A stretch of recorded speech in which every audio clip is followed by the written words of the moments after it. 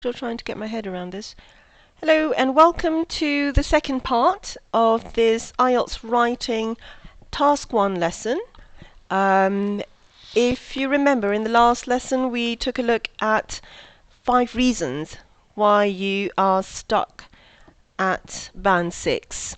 And if you have followed the lessons, or the lesson, pardon me, I have shown you a few charts for you to, try to figure out what it's about. So let's revisit those charts again. Okay, just a minute. Okay, here we are.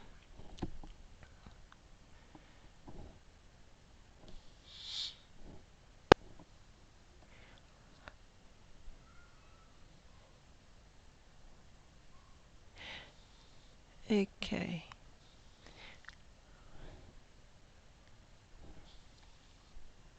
All right. I'm not really sure if I'm streaming or not, if you're following this. Okay. Anyway, if you remember from the last lesson, we took a look at these 4 example charts, and we focused a bit on chart number 2. We looked at selecting main features for this type of chart, and so I remember leaving you with the option of looking at chart number 1, number 3 and number 4 to see if you can figure out what the main features are and how to put them in writing in your sentences. Okay, so let's take a look at chart number 1. Okay, I'll give you a couple of seconds to try to figure out what the main features are for chart number 1.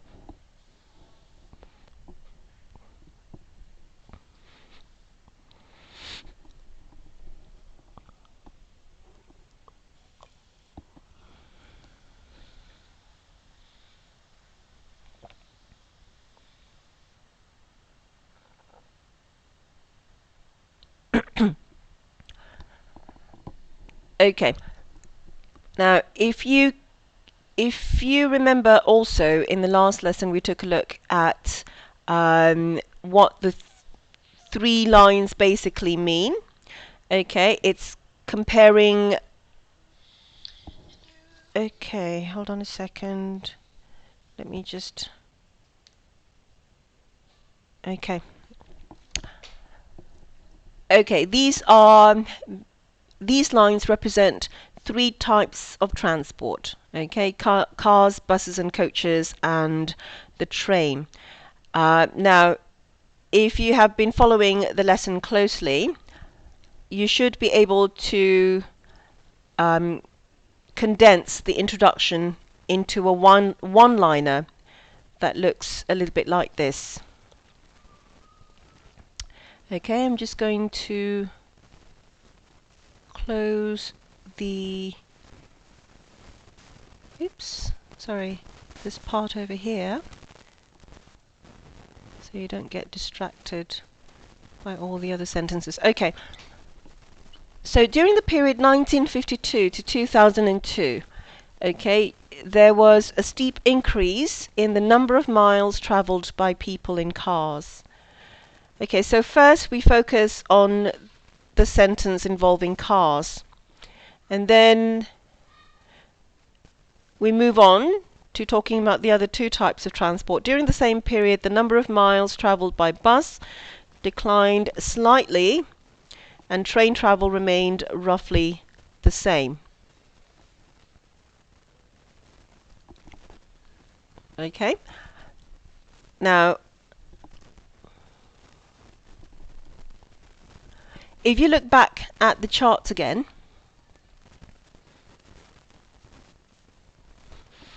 okay, so we're talking about 1952 to 2002. So during the period 1952 to 2002, let's go back to the sentence one more time. there was a steep increase in the number of miles travelled by people in cars. So this is one complete sentence. Let's go back to the chart again. We'll just stay at the chart. Don't want to give you a headache moving back and forth. So, okay. So as I was saying,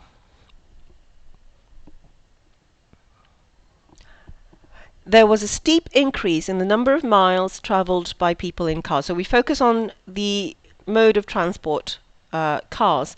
And then during the same period, the number of miles travelled by bus declined slightly, and train travel remained roughly the same. Now, pardon me if I sound a little bit hesitant here, because I can hear my own voice echoing. So I'm just going to undistract myself. Hold on a second. Okay, that's better, so I don't hear my own voice echoing back at me. Okay, right. Where was I? Okay, so instead of repeating during the period 1952 to 2002, you replace it with during the same period, the number of miles travelled by bus declined slightly. So let's take a look at the one here. It appears to be flat, but it's actually not flat. It declines slightly, and train travel remained roughly the same. So let's take a look at train travel. Okay, so from 50 to roughly about 50 as well by 2002. However, if you compare it to buses and coaches, from 100 to 50, so there was a slight decline, but for rail travel it remains more or less the same.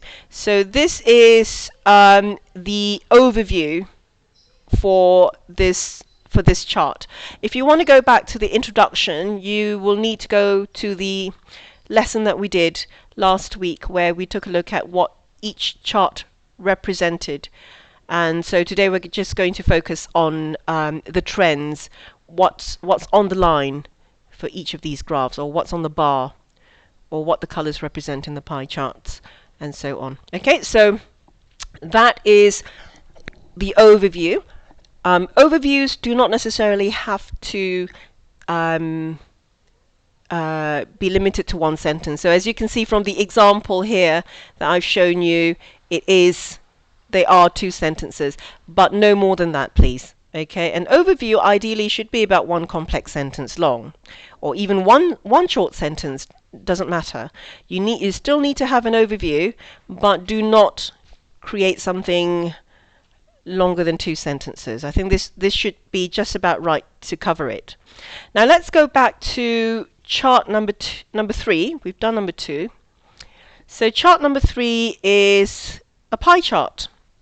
Okay, so let me just give you a minute to for you to study this chart so that you can recall what it's all about.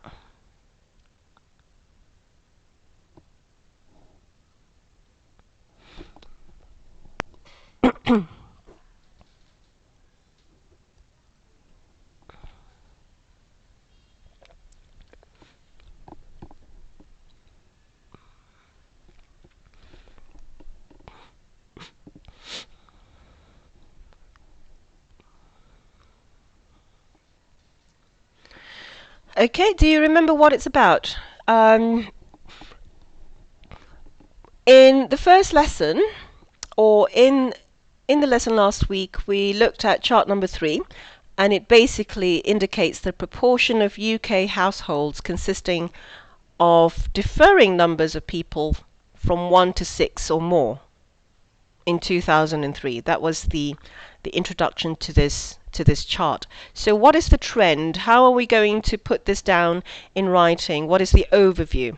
So we can see that approximately 2/3 of the population live in 1 or 2 person households. So you can see the orange and the red there. So it's approximately 2/3 of the population. Okay, they live in one or two person households. And roughly a quarter of people live in 3 and 4 person households. So you can see that the rest of the pie chart here is about roughly a quarter live in 3 and 4 person households. So this is an observation that you can make about the trend of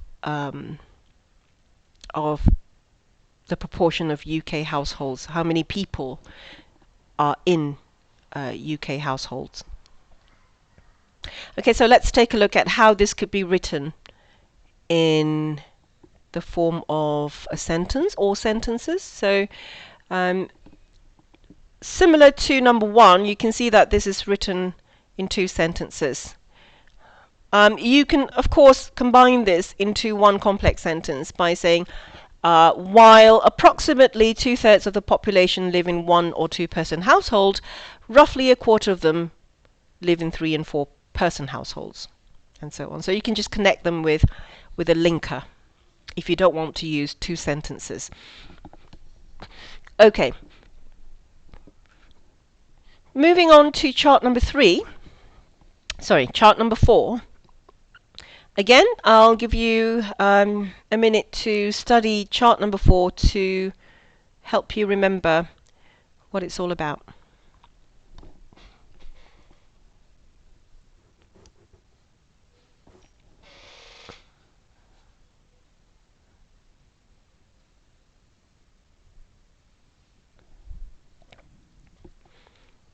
Okay, can you recall what we discussed in the last lesson?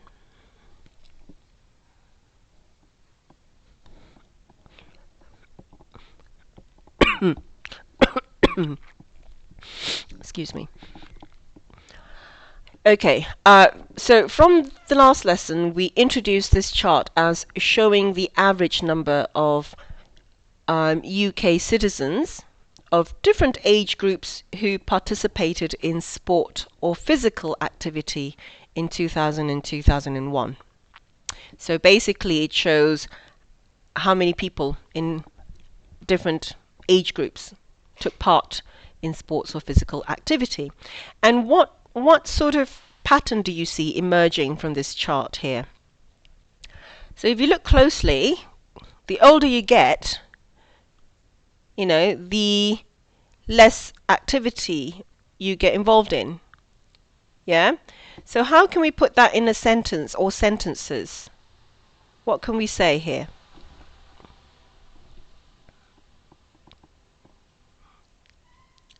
Okay, so we could start by saying participation in sport and other physical activities decreases steadily as age increases. So it decreases steadily as age increases. You can add another sentence if you like. You could say almost 4 times as many people in the 8 to 15 age group participate in sport and physical activity compared with those aged 65 and over. So here you can see that there are 4 times as many people compared to the oldest age group or the highest age group. Okay? How can we express this in a sentence or sentences? Let's go back to to this one here. Okay, again, this is written in 2 sentences.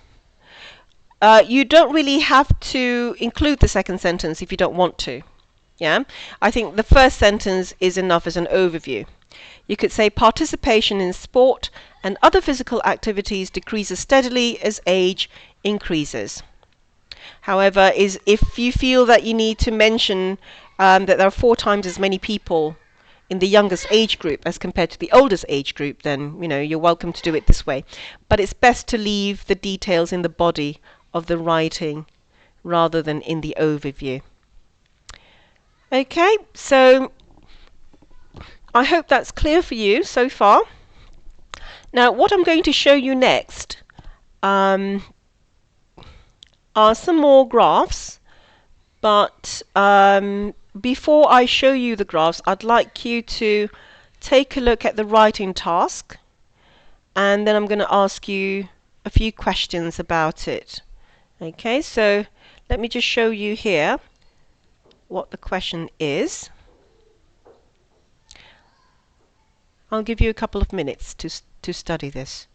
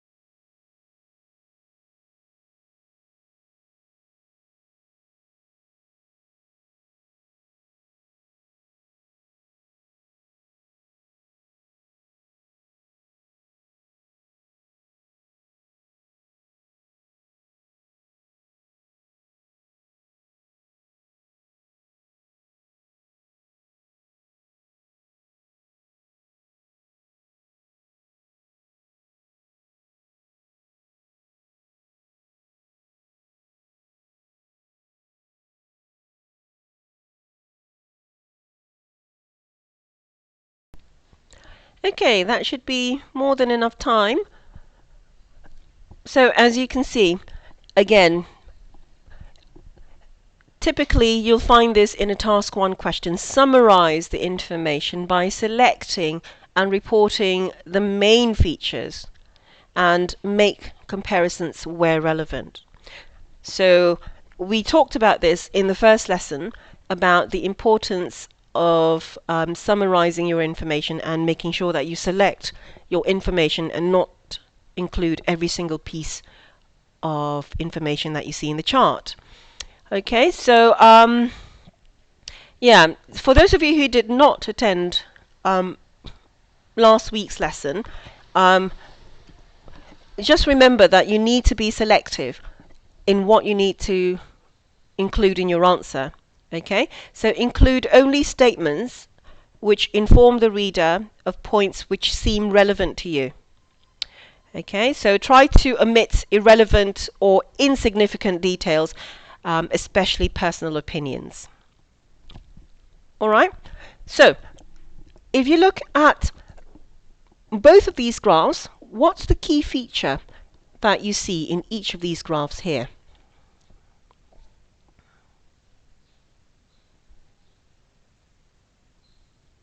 Okay,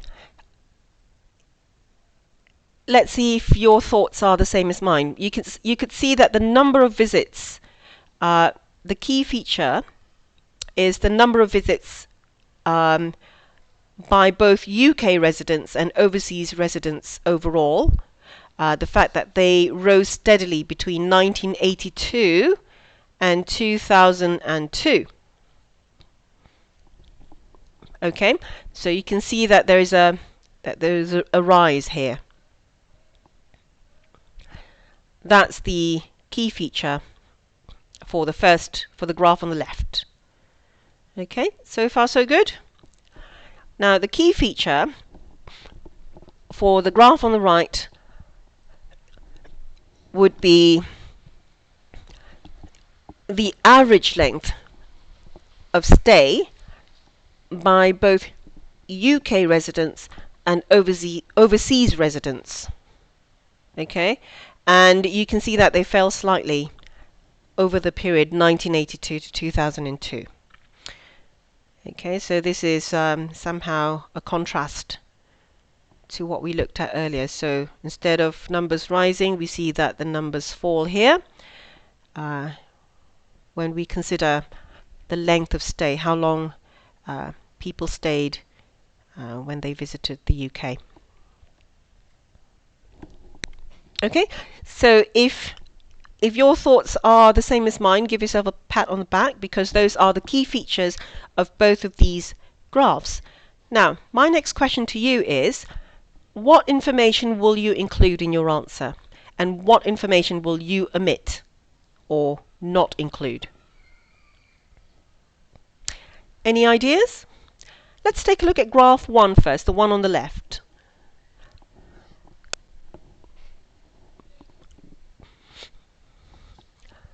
Okay, for graph 1, include the information that the overall number of visits rose for both groups and that the rate of increase was greater for UK residents than for overseas residents. You got that so far? Shall I say this again? Okay, so for the graph on the left, try to include the information that the overall number of visits rose for both groups, UK residents and overseas residents. They rose for both groups, and that the rate of increase was greater for UK residents than for overseas residents. Okay, so the rate of increase is greater, as you can see from the disparity in the gap here, from the width of the gap. Okay, right, now for graph 2, oh sorry, we didn't talk about what information we should omit. For the graph on the left again, for graph 1, try to omit any reference to slight fluctuations in the rate of increase, or any opinions that you have as to the reason why they are increasing, okay, for these figures. So when I say any reference to slight fluctuations, I would not include something like this. Let me just show you here. I wouldn't talk about, for example, here to here, or maybe here to here, for example. Okay, so, or from here to here, not really. You know, anything that's not really noticeable, try not to include that. Okay, because you need, okay, what you need, as I've mentioned to you before, what you need to include instead is the rate of increase. How these gaps, okay, widen as the years go on. I hope you can see my annotations there. Okay, I think that's more important for you to reference. Now for chart number 2, which is the one on the right, I would include the information that the average length of stay fell for both UK residents and overseas visitors. Okay, so the fact that both of them fell, I would talk about them both. As you can see, from 13 to roughly about 11, or from 11.9 to roughly 8, and so on. So I would mention the fact that they have both fallen. That I would include in my writing. And I would also include the percentage decrease was greater for the visits made by overseas residents than UK residents. Okay, the percentage decrease was greater for overseas residents than UK residents. So this is what I'm talking about here. Compare this number to this number. Okay, this number to this number, perhaps. And I would also include that UK residents made longer visits than overseas residents.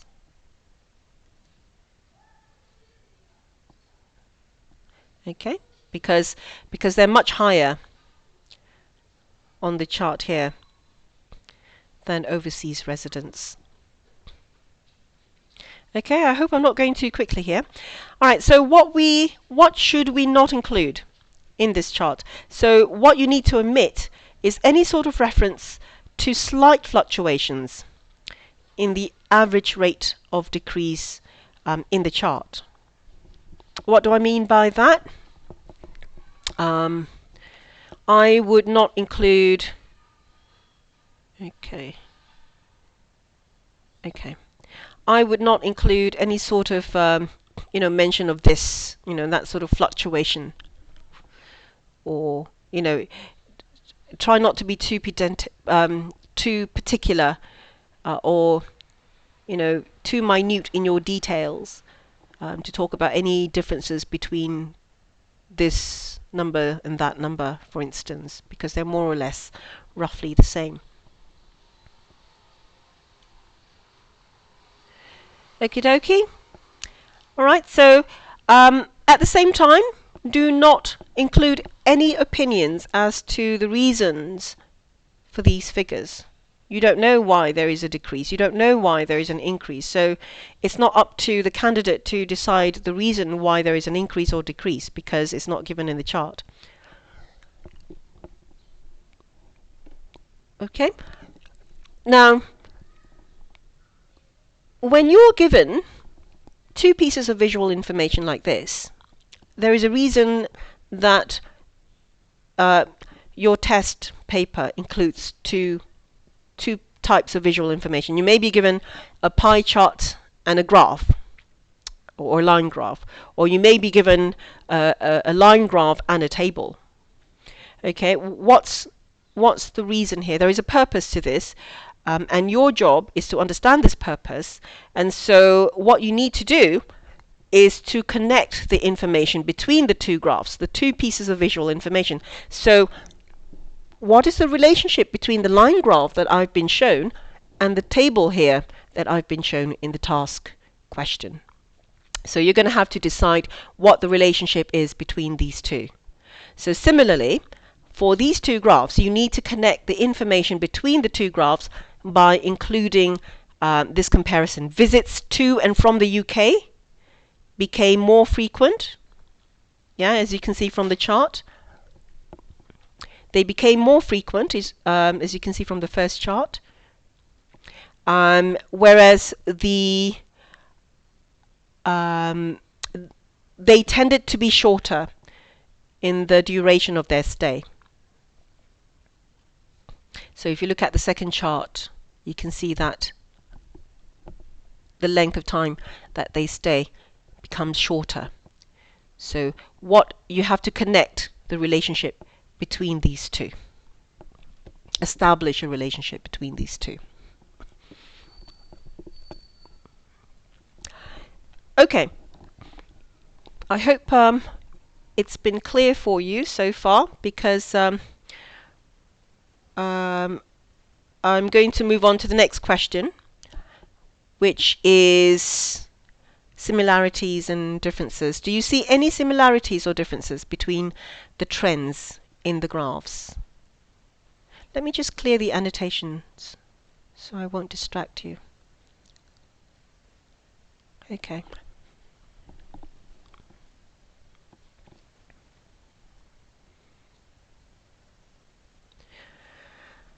Okay, so what similarities or differences do you see between these two graphs? Between the trends shown in the graphs. Let's talk about similarities first. Now, you can see that the figures for UK residents are higher than those for overseas residents in both the charts. Okay?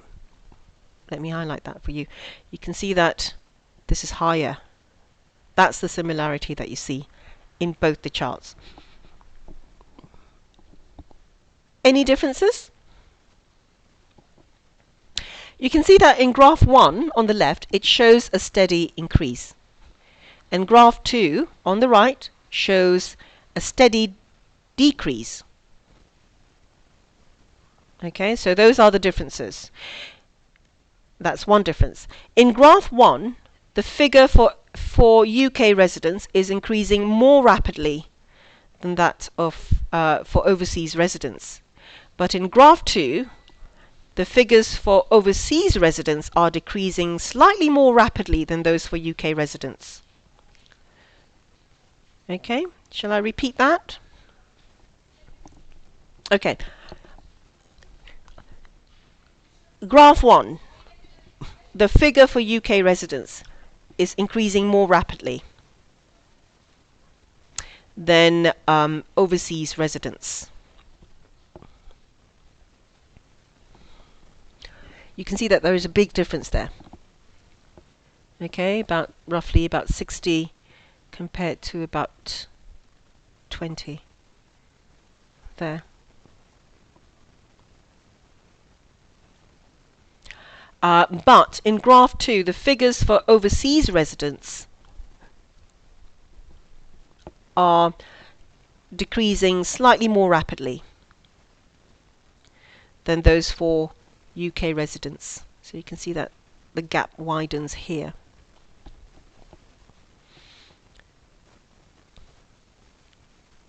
Okay, so there's a high increase for UK residents and a big decrease in the duration here for overseas residents. So those are the differences.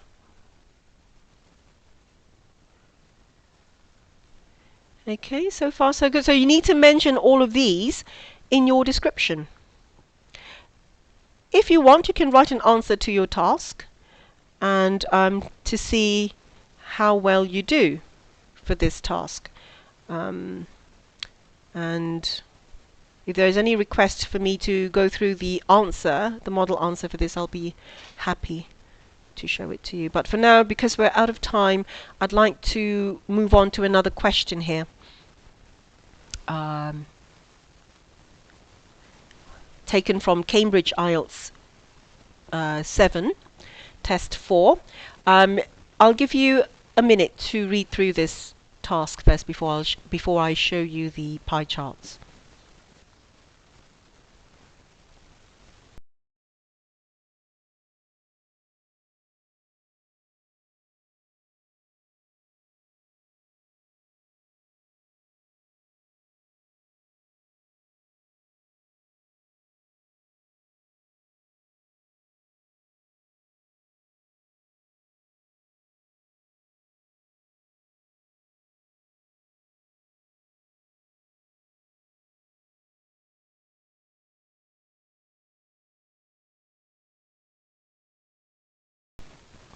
Okay, and here comes the pie charts.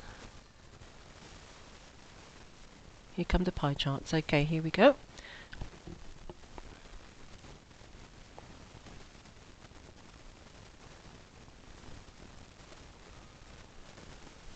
Think about what sort of information you would include and omit, and how you're going to organize your answers or your descriptions.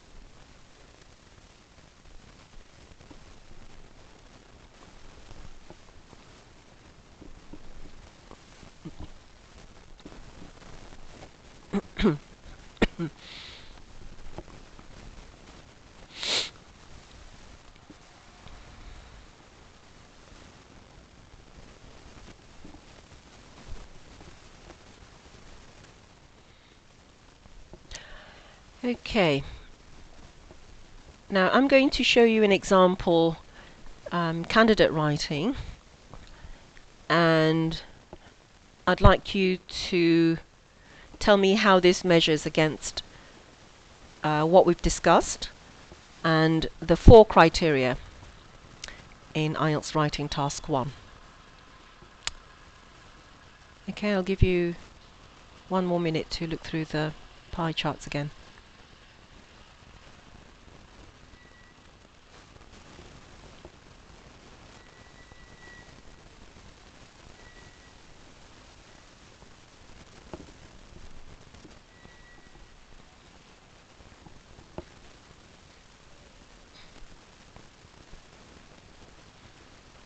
Okay, here comes the sample writing.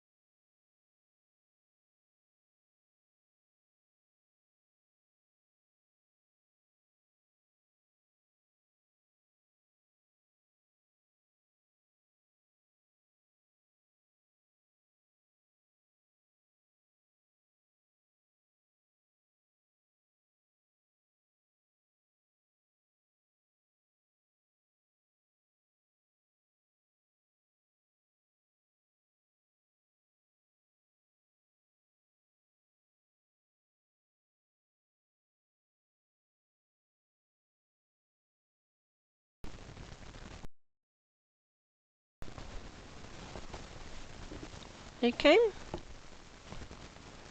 are we ready to discuss this writing here?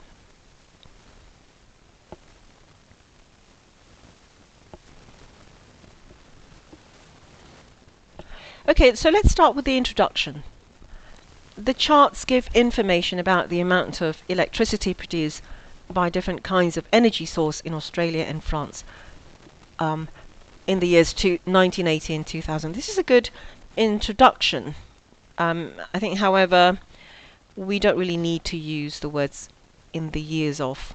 I think you could do just as nicely without those words. Try to be economical when you write. If you can convey the same idea with as fewer words as possible, I think that would be a lot more helpful for your reader and for your examiner in trying to understand what it is that you're trying to say. So maybe if we remove this and say in 1980 and 2000, I think that's just as, just as effective. Okay, what about the second and third paragraphs? I mean, structurally, are you able to keep up with the information?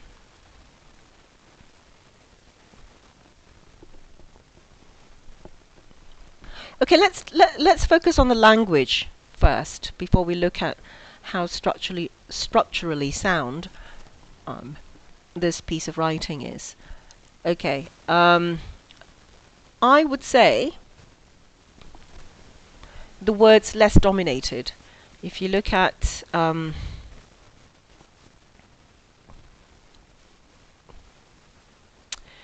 third sentence,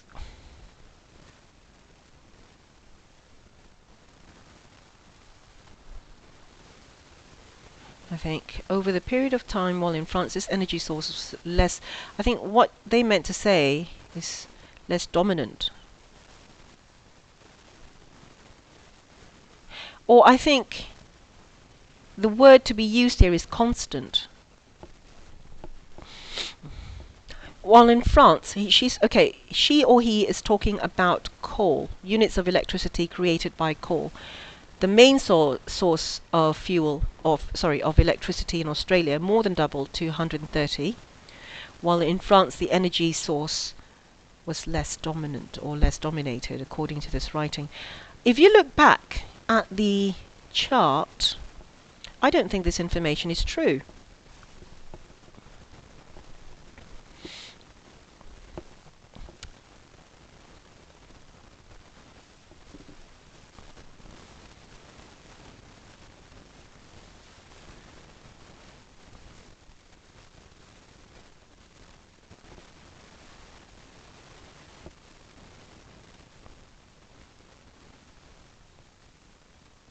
Ah, okay, I see. I think the word would be less dominant. Okay. Producing 20, okay, let's go back to the writing. Producing 25 units of electricity, oops, where am I? In both years without fluctuation. Okay. Nuclear power, which is the most important source in France, produced 126 units of electricity. Okay, so let's correct this part here.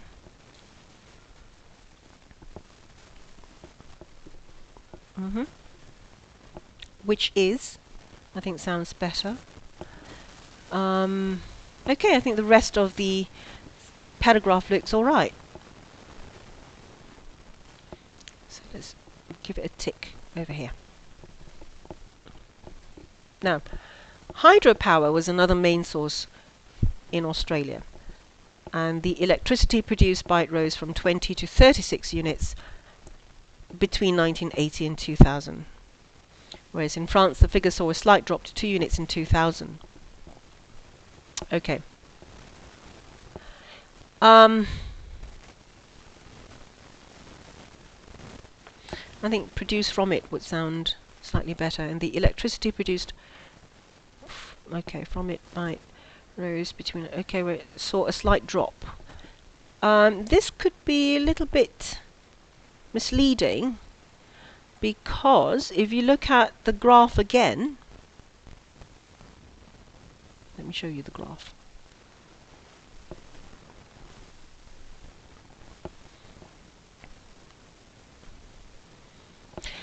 Okay, what she's saying, or he's saying, is that hydropower was another main fuel source in Australia, and the electricity produced by hydropower rose from 20 to 36 units between 1980 and 2000.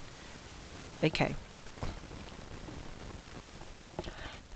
she talks about Australia here, whereas in France the figure saw a slight drop for hydropower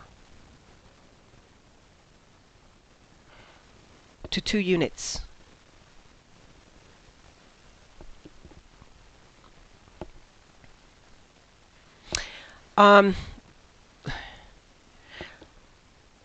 Okay, the problem with this sentence is that from 20 to 2 is not really a slight drop. So you've got to be very careful with the choice of words that you use here, because from 20 units to 2 units, this is not slight. So you need to make this clear that this is a drop from 5 units. Okay, so otherwise this sentence would sound rather incoherent. There was also, let's take a look. So here she's talking about 2 units, hydropower.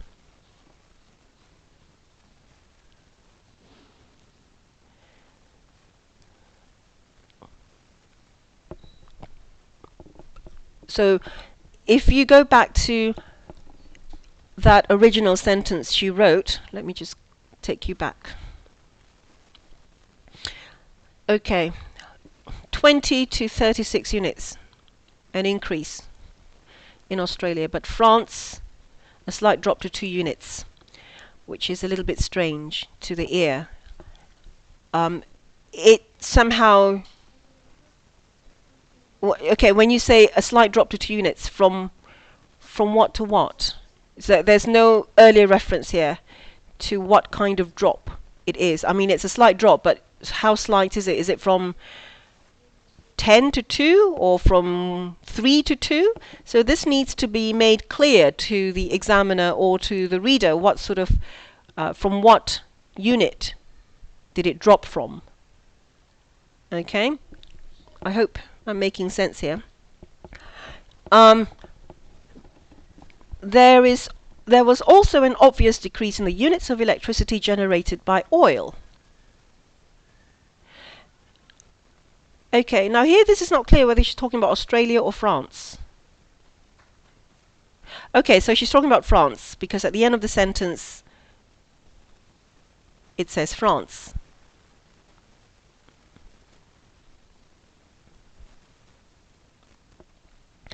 There was also an obvious decrease in the units of electricity generated by oil, but the figure climbed slightly from 20 to 25 in France. Okay, so here I suppose she's talking about Australia, but this needs to be made clear, because if you're comparing France and Australia, because within the same sentence, when you say France, I would, or the reader would automatically assume that you're talking about France. in the whole sentence. So if you're talking about France, then this statement would undoubtedly be untrue or false, because there is no decrease in oil in France.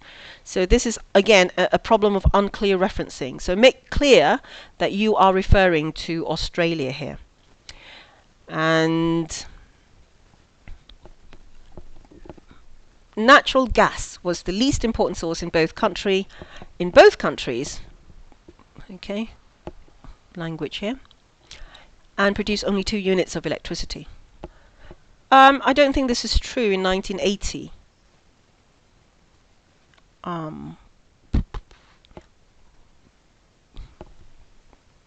Natural gas was the least important source in both countries and produced only 2 units in electricity. So natural gas is this one here. Okay, so that's that, and that's natural gas, that's natural gas, and that's natural gas. So this statement is not true if you're talking about the time difference.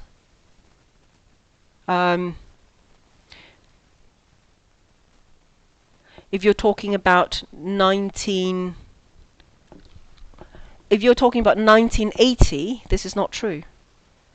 So again, this to the reader is unclear. Natural gas was the least important source in both countries in the year 2000. So again, unclear referencing when it comes to timing. Okay, so you've got to be very careful, because in Australia and France in 1980 they were at 20 and 25 units respectively. So let's move on to the conclusion. Overall, the 2 countries were dominated by different fuel sources in terms of electricity production.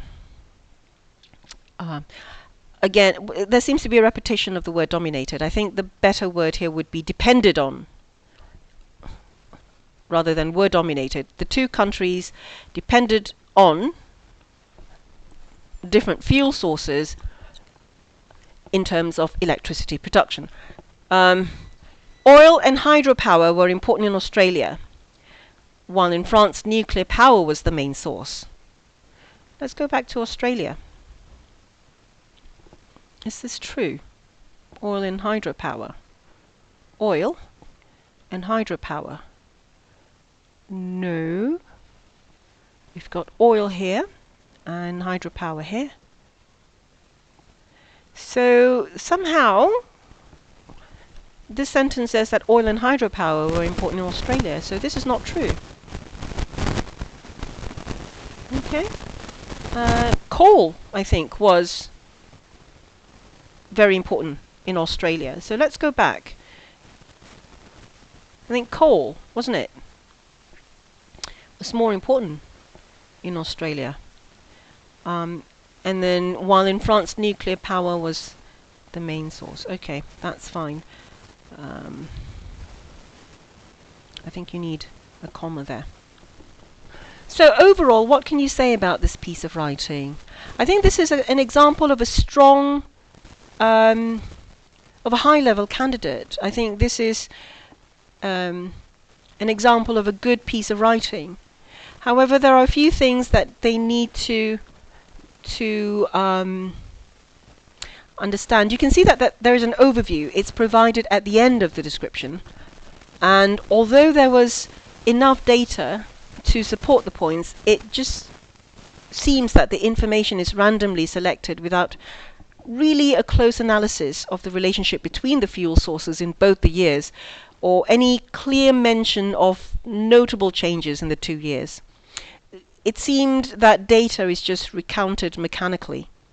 And at the same time, information can also be misleading or inaccurate.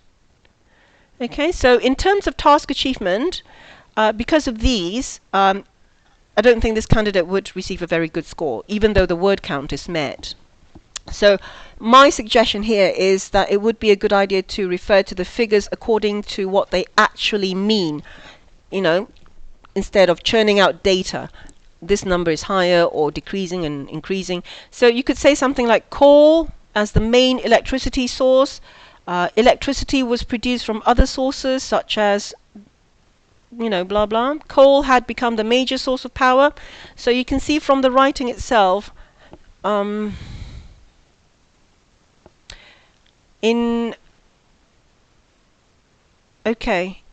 this candidate has referenced the writing quite clearly in some ways, without just mentioning the figures as going up or down, increasing or decreasing. So they've tried to refer back to what they actually signify. And this candidate needs to make sure that they check their data and that their information is accurate, particularly in the last, in the concluding statement, because this will significantly affect their band score. Now, with coherence and cohesion, the linkers here apparently are used quite appropriately, and information is generally easy to follow. They have used paragraphs, but information appeared to be rather cluttered, and it makes it a bit difficult for the reader to follow the relationship between one sentence and the next. If you remember, whereas in France the figure saw a slight drop to 2 units in 2000,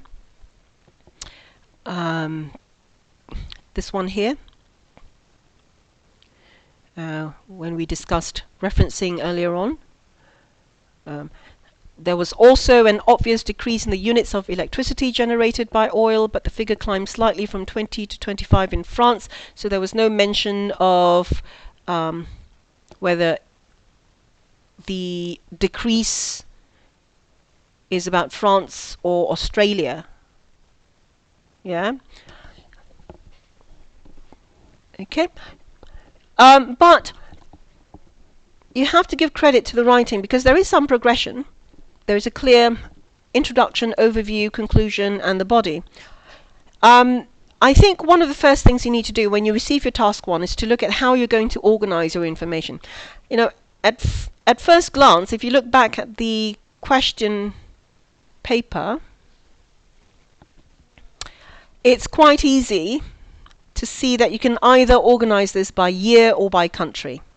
So, for instance, you could have one paragraph discussing 1980, and then compare between the two countries, and the other paragraph the year 2000, and then comparing France and Australia together. Alternatively, you could have one paragraph talking about Australia, and then you compare the 2 years, and the other paragraph about France, again comparing the 2 years. So what you need to do is to spend the first 3 to 5 minutes thinking about how to organize your writing and what the numbers actually mean, and whether or not you need to mention anything that's given to you. Okay, so avoid putting pencil to paper immediately. You need to analyze the figures closely and the information that's given to you. Okay, very quickly let's go to vocabulary. Spelling, as you can see, is very well controlled. Topic vocabulary is appropriate. There is a good range of vocabulary. For example, oil and hydropower were important in Australia. More than 5-fold of that in 1980. Saw a slight drop generated by, climbed slightly. So there was a good range of vocabulary here, in spite of some inaccuracies, like less dominated, were dominated. So avoid repeating the same words if you can help it. And a tendency for repetition as well with the word source. So avoid repetition if you can. Oops. So as I was saying, this is quite a strong area. So what you need to do is go over your writing. Always go over your writing at the end to see if you have made any accidental repetition of words, if you can replace them or synonymize them correctly, so that you convey the same information by using a slightly different expression or words. Now, with grammar, you can see that the punctuation is well managed. The tense is very consistent. Word form is mainly accurate. and lots of complex sentences, and they're used quite skillfully, including gerunds like producing and so on. So this is actually quite a strong area. In terms of grammar, this would probably get a high score. So overall, with a description like this, they should make sure that they organize their information well. Okay, you could use the suggestions I've mentioned to you earlier. Let's very quickly take a look at sample writing, and yeah, let's compare what we've looked at to the model answer here. Let's take a look at the introduction. The charts compare the sources of electricity in Australia and France in the years 1980 and 2000. Again, you can also do without the years because that's self-explanatory. 1980 and 2000. Between these years, I mean, this is fine, it's just an option. Between these years, electricity production almost doubled. So that's the overview, the trend, rising from 100 to 170 units in Australia and 90 to 180 in France. So you can see that one sentence shows the introduction, another sentence is the overview here. So you can see that from this piece of writing, the candidate has chosen to divide it, I think, by year, maybe. Anyway, this is just one approach. You could see here, in 1980, Australia used coal.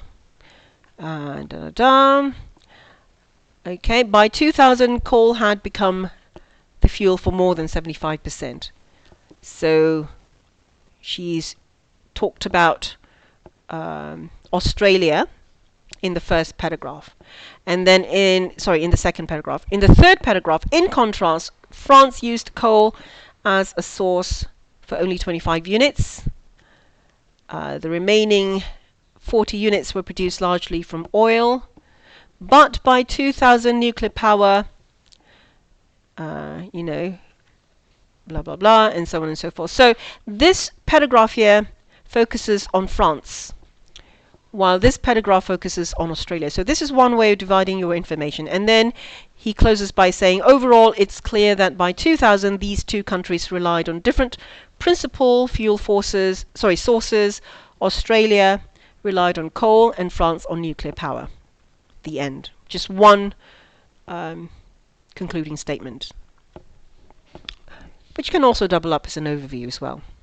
But I think this is also a very good overview. Okay, and then another model answer. You can see here the pie charts compare the amount of electricity produced using 5 different sources of fuel in 2 countries over 2 separate years. Now, the years are not mentioned, the countries are not mentioned, which is fine because they're going to be mentioned later in the body. Okay, and then we have the overview, which I believe is the overview. Total electricity production increased dramatically from 80 to 2000 in both Australia and France. And while the totals were for both countries were similar, there were big differences in the fuel sources used. So that is another way of looking at or summarizing the 2 charts. And then here you can see that the candidate talked about coal producing 50 of the total 100 units of electricity. By contrast, nuclear power became the most important fuel. So what they've done is they have discussed the different fuel sources, okay, for the 3rd paragraph. Let's take a look at the 4th paragraph. Australia depended on hydropower. Okay, so here we've got a mention of hydropower, and then oil, and then natural gas. So this is how the information is divided by fuel source.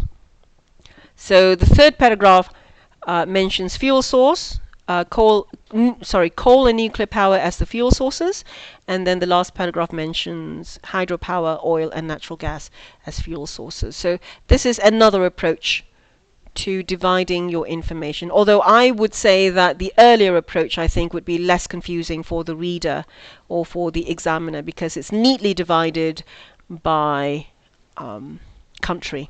Australia 1980 to 2000, France 1980 to 2000, which is more straightforward. And there's also comparison between the different fuel sources. So make sure that you always compare your information, because without that you're going to lose marks in not just grammar but your task achievement as well. Okay, I'm going to have to stop here for now. Unfortunately, we don't have time to discuss another example question that I have here, but maybe I'll leave that for another lesson. So I hope you have found today's observations on the candidate writing and model answers quite useful for you, and I hope you'll be able to apply the information that I've given you today to your own writing practice, and especially in the real test. Okay, so let me know if in the comments what you'd like to see in the next lesson, and I'll see what I can do for you. Okay, so you have a good weekend. Take care. Bye bye for now.